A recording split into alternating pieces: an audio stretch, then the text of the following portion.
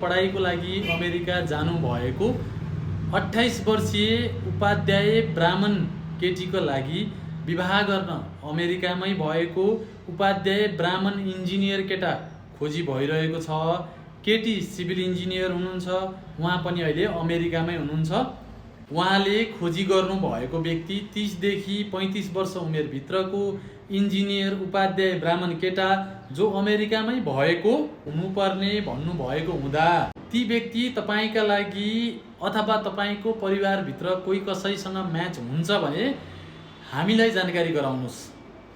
यो प्रपोजल लिएर सम्बन्धित व्यक्ति आफै हामीसँग सम्पर्कमा आउनु भएको हुँदा तपाईहरुलाई कुराकानी गर्न अझ सहज हुनेछ। व्यक्तिको प्राइभेसीको कारण हामीले सबै कुरा तपाईहरुलाई यहाँनिर खुलाउन सकेनौं।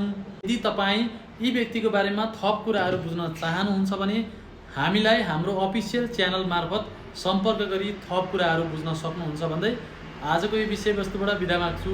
हस्त, नमस्ते।